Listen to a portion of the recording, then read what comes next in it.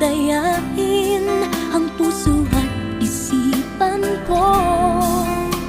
Damdamin ko'y hindi pa rin nagbabago.